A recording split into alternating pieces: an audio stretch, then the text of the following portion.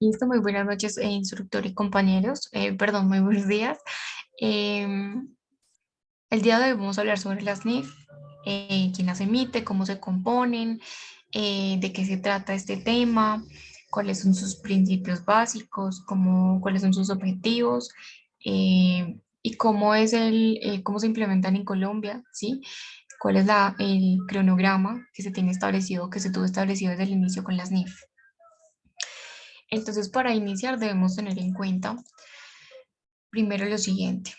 Las NIF, eh, este nombre de NIF significa Normativa Internacional de Información Financiera. Listo. Y esto es igual a las IFRS, ¿cierto? Que en inglés significa International Financial Reporting Standard. Ambas son iguales, significan lo mismo. Lo mismo sucede con las NIC. Las NIC son Normativa Internacional de Contabilidad. Y las IA es igual a las NIC, es International Accounting Standard. Listo. Ambas hacen parte de la IFRS, del International Financial Reporting Standard. Es decir, que las NIF están dentro de las NIC. Esto está basado en un marco conceptual, ¿sí?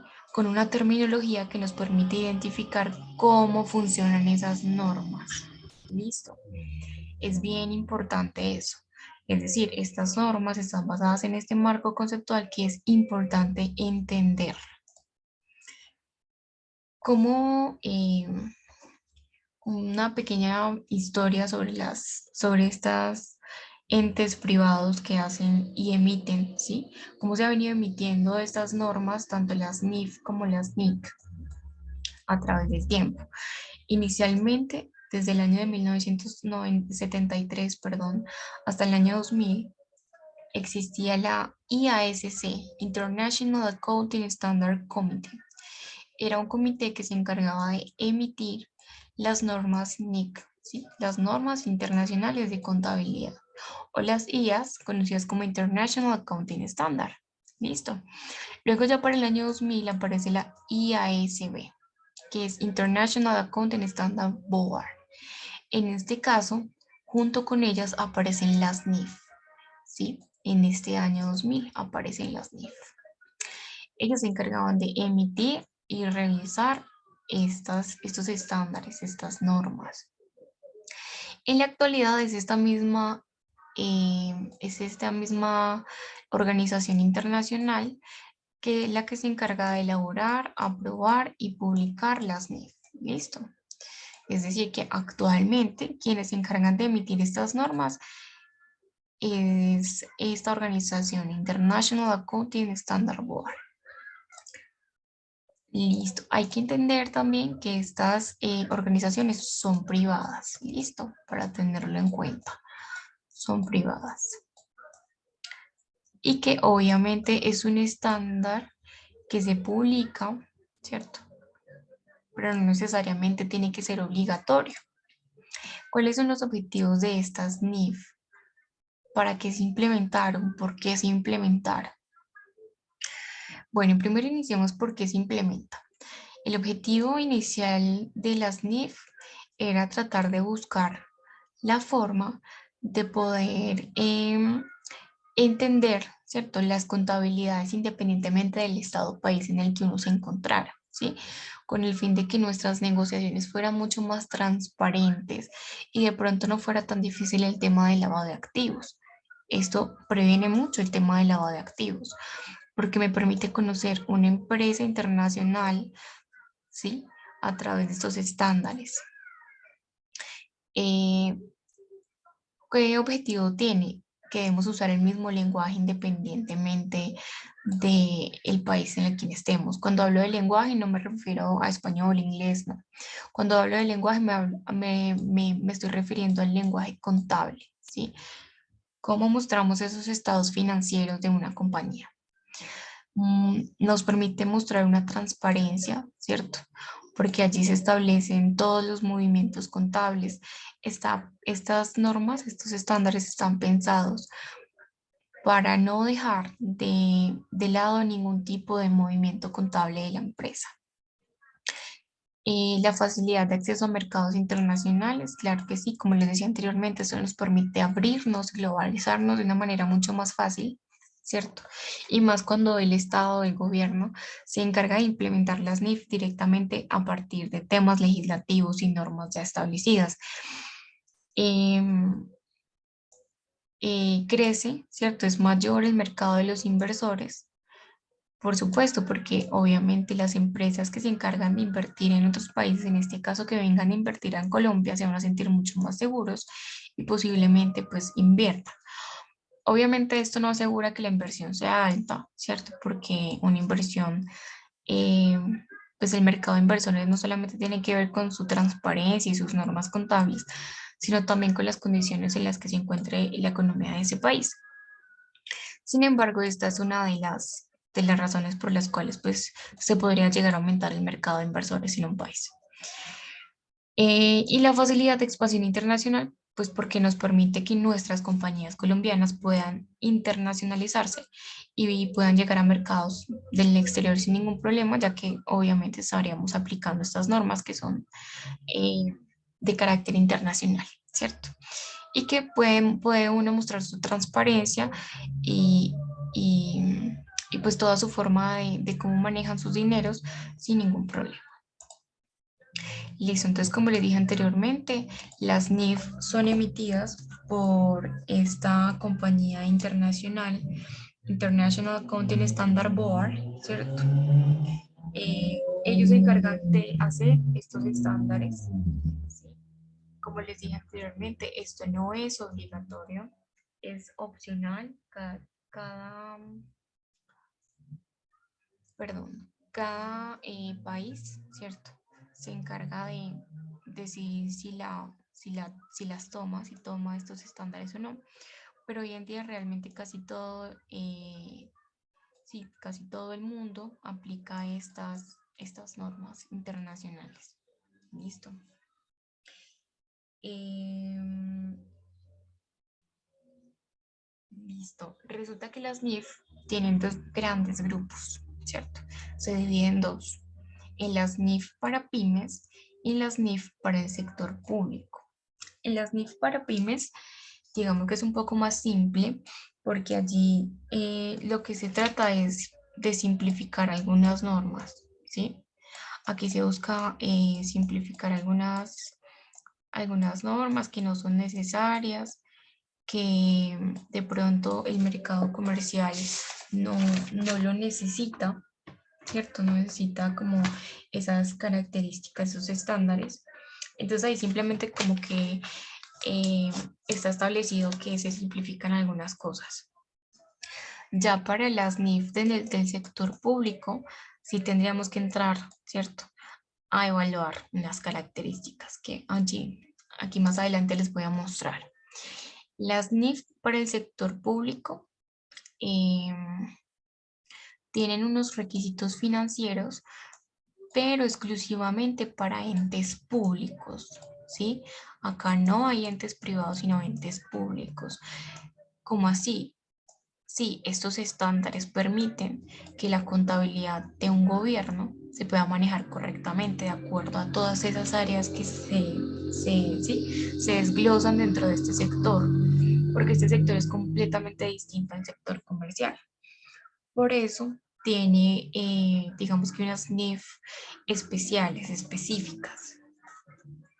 Entonces, inicialmente las NIF, ¿cierto? Son conocidas como las NIC. Las NIF para el sector público, perdón, son conocidas como las NIC, normas internacionales contables del sector público. Listo. Estas establecen los requisitos de la elaboración de informes financieros dentro de un gobierno, ¿cierto? Que son emitidas por gobiernos o por sectores o por empresas del sector público, ¿sí? Estas son las normas, estos son los estándares y así se llaman. ¿Quién las emite? Bueno, pues las emite la IPSASB, que en inglés es International Public Sector Accounting Standard Board. ¿Listo? Esta es la organización internacional que se encarga de emitir estas normas para las NIF del sector público. ¿Listo? Anteriormente, ¿sí? Tenía un antecesor que se conocía como IFAC, Organización Internacional para la Organización de la Contaduría. Esta todavía trabaja de la mano con la IPSASB, pero de manera oficial quien emite estas normas para el sector público es International Public Sector Accounting Standard. La IFAC obviamente nos ayuda a fortalecer, a atender esos intereses públicos, a fortalecer y contribuir en el desarrollo económico internacional, que sea más sólido, ¿sí? ¿Cómo fueron las NIF en Colombia? Para el año 2009, en el mes de julio, se establece la ley 1314. Esta ley regula principios de la regula los principios y normas de la contabilidad financiera a través de esta ley en el año 2009. Posterior a eso, resulta que más o menos para el año, ya les confirmo la fecha, para el año 2012 aproximadamente, antecitos del año 2012, en el transcurso del 2009 al 2012, aparece algo que se llama CTCP, que es el Consejo Técnico de la Contaduría Pública, ¿sí? Este es un ente gubernamental, ¿sí? Una organización gubernamental a la que se le destinó, ¿sí? A la que se le encargó el proceso de la normalización técnica. Es decir, ellos se encargaron de pasar las NIF, ¿cierto? Esas normas, esos estándares internacionales a la legislación de Colombia. Ellos se encargaron de organizarse, ¿sí? De organizar todas esas normas frente a la legislación que existe en Colombia.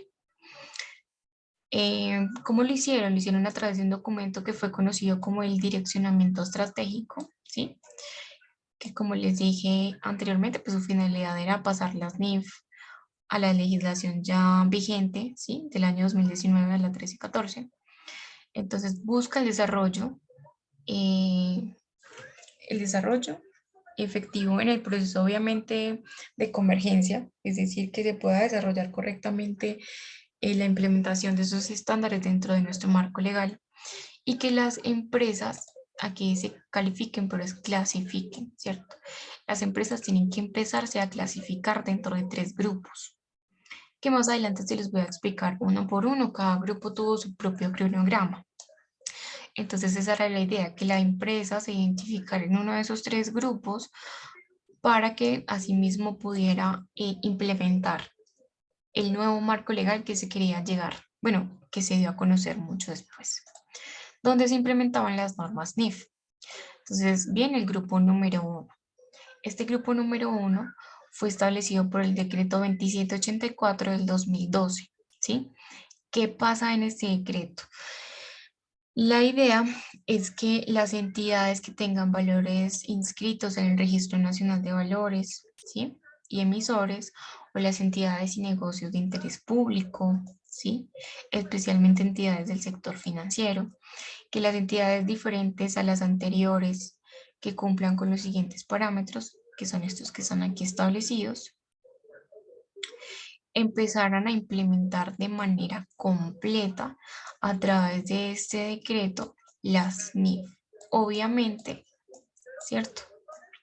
De acuerdo a como nos muestra el decreto 2784 del 2012. ¿Listo? Acá se hace prácticamente, digamos que una convergencia casi completa de las NIF al marco legal de nuestro país. ¿Qué cronograma tuvo ese grupo? Primero tenía un periodo de preparación obligatoria, ¿sí? Las compañías que hacían parte de este marco, de este grupo, tenían un periodo de preparación, ¿sí? Que era netamente obligatorio. Para ese entonces comprendía del 1 de diciembre, del 1 de enero, ¿sí? Al 31 de diciembre del año 2013, donde las compañías debían enviar un plan de implementación de las NIF. Listo. En su contabilidad, en sus estados financieros. Luego aparece dentro de nuestro cronograma la fecha de transición, que es como la fecha en la que la empresa va a empezar a implementarlo. Primero debe crear un plan, luego debe implementarlo. Entonces, la elaboración de un balance de apertura, es decir, los saldos iniciales. Para el año 2014, este plan que se entregó, ¿cierto? El 31 de diciembre del 2013, debía implementarse a partir de enero del 2014. Luego aparecía el periodo de transición. Este era otro periodo de transición. Dice, debe llevarse la contabilidad bajo el decreto 2649 y la contabilidad bajo NIF. Listo. Del 1 de diciembre al 31 del 1 de enero al 31 de diciembre del 2014. Es decir, no solamente se llevaba la contabilidad bajo el decreto 2649, sino que también se llevaba la contabilidad bajo las NIF. Listo. Pero ya para el primer periodo, pero ya la aplicación como tal de las normas NIF se dejan a partir del 1 de enero del 2015, ¿sí?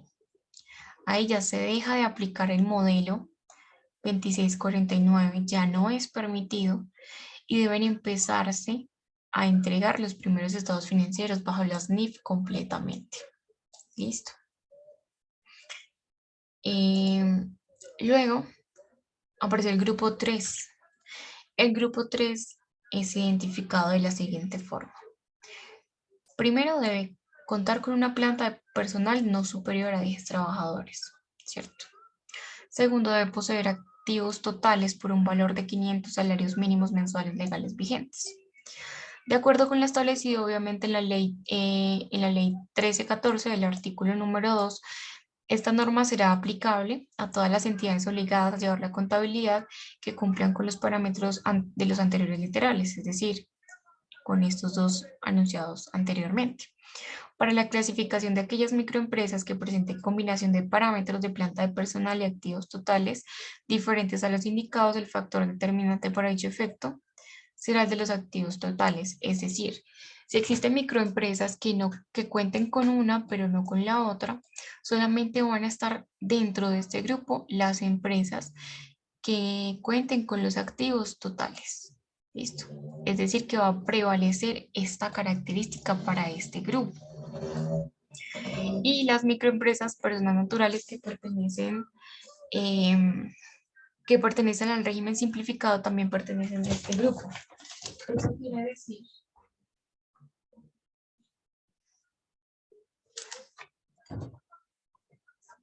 Eso quiere decir que entonces todas aquellas microempresas de personas naturales, ¿cierto? Van a pertenecer a este grupo siempre y cuando, ¿cierto? Pertenezcan obviamente al régimen simplificado. Para este grupo hubo el siguiente cronograma. Tuvieron un periodo de preparación obligatoria del 1 de diciembre, perdón, del 1 de enero al 31 de diciembre del 2013. ¿Sí? Allí debían enviar una implementación de las NIF. Tuvieron una fecha de transición en donde se elabora el balance de la apertura, ¿sí? Los saldos iniciales para el 1 de enero del 2014, obviamente y implementando este plan que se presentó inicialmente. Hay otro segundo periodo de transición, ¿sí? Donde debe llevarse doble contabilidad, una bajo el decreto 2649 y la otra bajo las NIF. Eso sería desde el 1 de enero al 31 de diciembre del año 2014. Y ya como el periodo de aplicación, es decir, la implementación total de estas NIF, donde ya no es posible hacer la contabilidad a través del decreto 2649, inicia desde el 1 de enero del 2015 y de ahí en adelante empieza a implementarse bajo estas normas estandarizadas. Obviamente, implementadas dentro de nuestro dentro de nuestro marco legal, que para el grupo 3 fue implementado a través del decreto 26, que no lo tengo aquí anotado, pero que fue implementado a través del decreto 2706 del año 2012 también.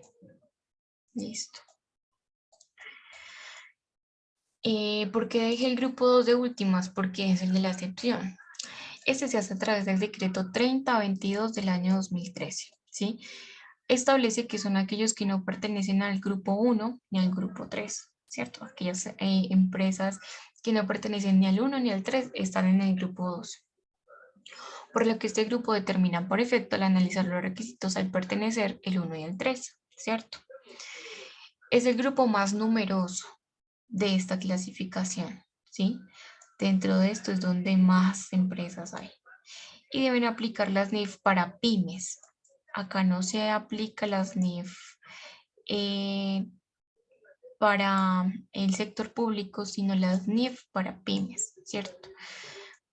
Y obviamente las excepciones están contempladas en el decreto 3022 del 2013.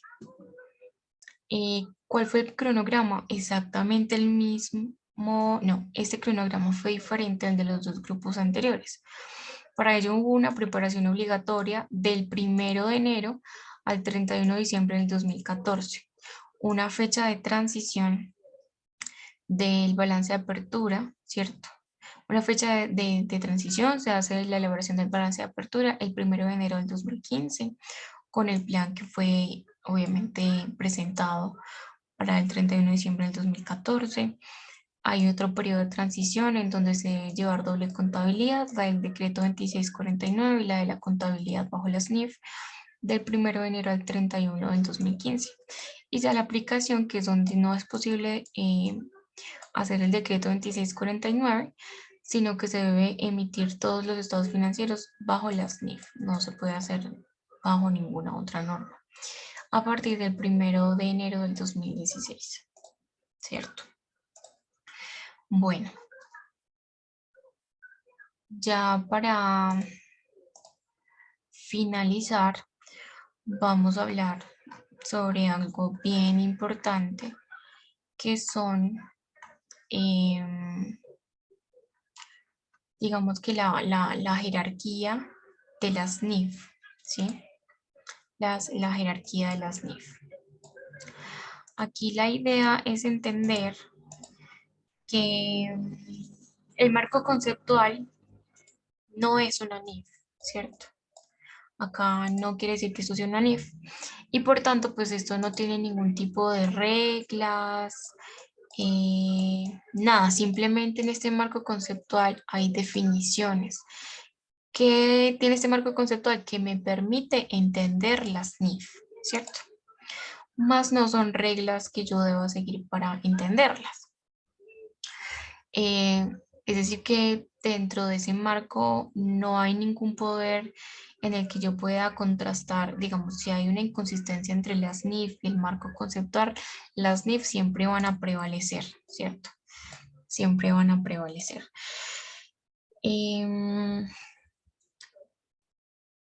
Obviamente, ¿qué es estos pronunciamientos de otros organismos?